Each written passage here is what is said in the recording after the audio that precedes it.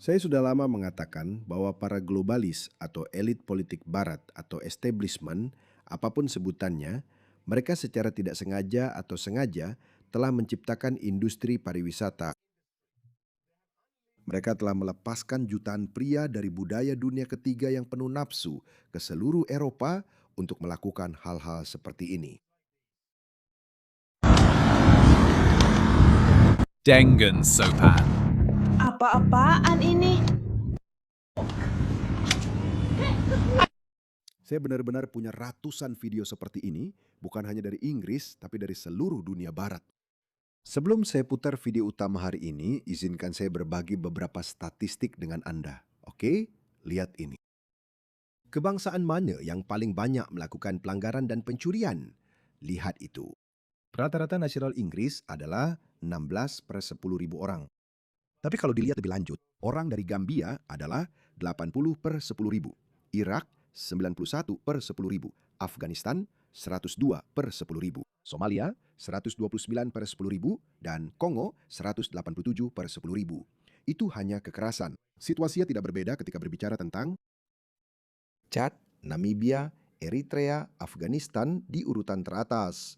Afghanistan begitu parah sehingga menurut Daily Telegraph, orang Afghanistan dan Eritrea lebih dari 20 kali lebih mungkin dijatuhi vonis bersalah dibandingkan warga negara Inggris. 20 kali lebih mungkin. Bagaimana itu bisa dibiarkan? Bahkan jika Anda ingin berprasangka baik kepada mereka dan mereka tidak tahu itu, mereka hanya tenggelam dalam rasa iba kepada orang lain dan alasan apapun yang ingin mereka gunakan. Bahkan jika Anda berprasangka baik kepada mereka bahwa mereka tidak tahu ini akan terjadi, ini sedang terjadi sekarang. Tidak ada data yang mengatakan sebaliknya. Dan ini bukan hanya di Inggris omong-omong. Lihat ini. Ini adalah statistik resmi dari Denmark. Maaf, ini Finlandia. Warga negara Finlandia, jika mereka sesuai dengan rata-rata nasional, lihat Irak itu.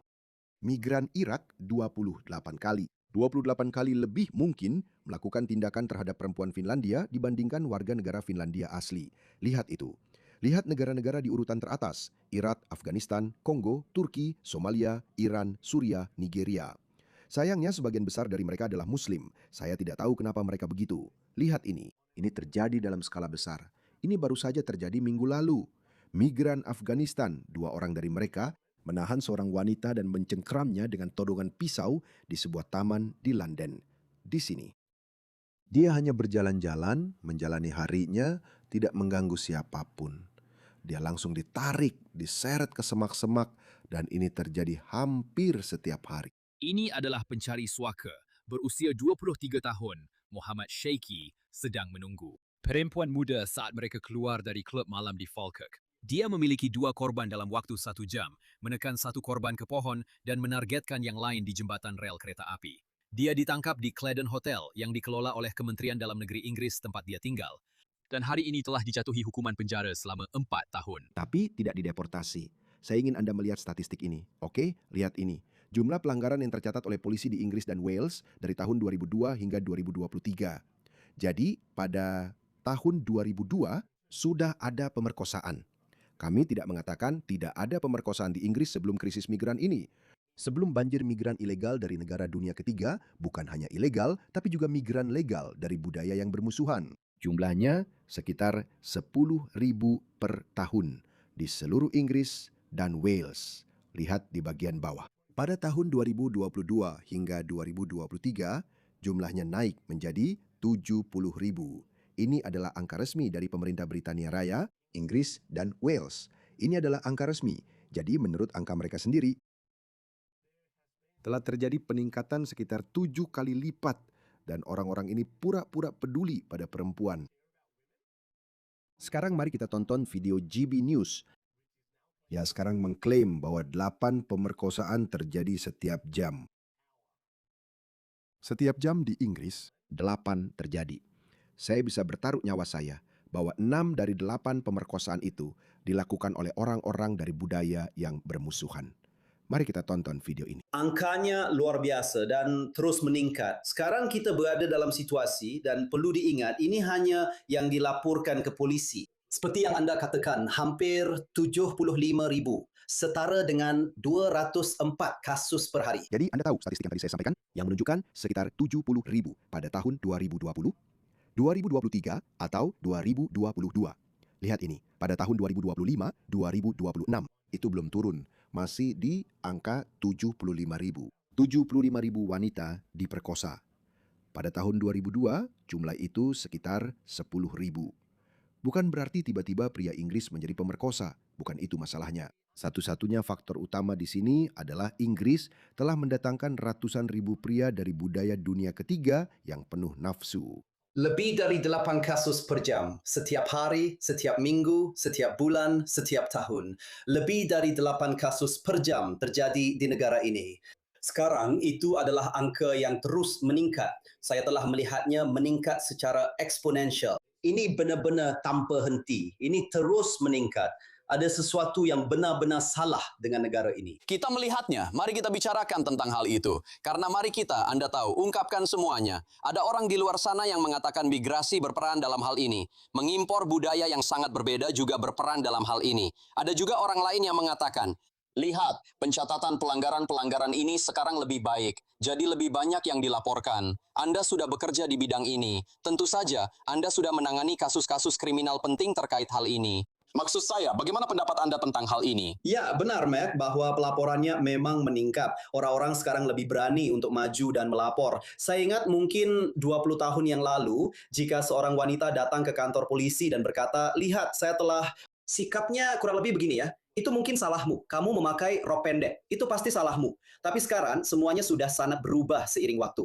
Dan sekarang, jika seseorang datang ke kantor polisi untuk melaporkan sebuah tuduhan, sikapnya sangat berbeda. Ya, kami percaya padamu. Jadi, mari kita cari buktinya. Jadi, semuanya sudah berubah dan berubah ke arah yang lebih baik. Tapi kita melihat jumlah pemerkosaan yang terus meningkat. Dan bagaimana dengan dalam peran praktik saya migrasi setiap dalam saat. semua ini? Menurut Anda, secara singkat saja, karena kita tidak punya banyak waktu malam ini, apakah ada hubungan, menurut Anda, antara migrasi dan angka-angka ini? Tidak diragukan lagi. Dan kita belum melihat, ini baru puncak gunung es, Matt. Kita belum sampai pada statistik karena data statistik biasanya keluar 1 atau 2 tahun setelahnya. Apa yang kita dapatkan sekarang adalah apa yang terjadi di masa lalu. Sekarang kita melihat misalnya pada akhir pekan lalu, dari semua pengaduan yang masuk ke firma saya, sekitar 50% berasal dari warga negara asing, 73% dari pengaduan tersebut berupa tuduhan. Sekarang itu adalah angka yang mengejutkan. Sekarang ada sesuatu yang salah di sana. Tapi ketika kami mencoba mencari tahu apa yang terjadi dengan data tersebut, tidak ada data karena pemerintah tidak menyimpan data apapun dan Memang tidak benar. akan memberitahukannya. Markus Johnson, nanti dulu soal itu, karena saya perlu mengajak panel saya untuk membahas poin itu. Markus, Kamu harus ingat, ini masih oke. Ini bukan situasi di mana seseorang meraba atau menyentuh seseorang secara tidak pantas. Ini benar-benar berbeda. Ini sangat buruk sampai-sampai beberapa politisi sudah angkat bicara dan mereka mengatakan bahwa untuk menurunkan wabah ini, kita perlu membuka lebih banyak rumah bordil di daerah migran. Itulah yang dikatakan para politisi ini. Saya pernah memutar video ini beberapa waktu lalu, saya rasa sudah tepat untuk memutarnya lagi. Wanita ini dikuntit di Norfolk oleh migran Afrika ini. Dia mengikuti dia dan putrinya di siang bolong selama 1 jam penuh. Dan ketika dia mengeluhkan hal ini, orang-orang mulai mengatakan kepadanya bahwa dia bersikap rasis. Kamu bersikap rasis. Serahkan saja dirimu. Kalau dia mau, kasih saja. Kenapa kamu bersikap rasis seperti itu? Mungkin tawarkan juga putri-putrimu. Kamu tahu, inilah kenapa aku bilang imigrasi massal itu adalah misogini. Jelas dan sederhana. Imigrasi massal adalah misogini dan seharusnya pihak kiri berada di garis depan untuk menentang imigrasi massal, tapi kenyataannya tidak. Mereka telah mengorbankan perempuan dan anak perempuan demi ideologi mereka. Lihat ini wanita yang aku maksud. Dia adalah mantan menteri dari Partai Konservatif, Edwina Curry. Lihat dia. Lihat alasannya. Hal yang jelas adalah 1.200 pemuda pasti akan membutuhkan rumah bordil di tengah desa seperti Little Kittington. Aku rasa mereka tidak akan menyediakan itu. Aku merasa itu tidak akan diizinkan. Jadi mereka tidak akan menyediakan rumah bordil. Jadi, apa yang akan terjadi? Gadis-gadis dan wanita yang harus menanggung akibatnya. Inilah desa yang sedang dia bicarakan. Desa-desa di Inggris ketakutan karena 1.200 migran laki-laki dipindahkan ke dekat sekolah-sekolah.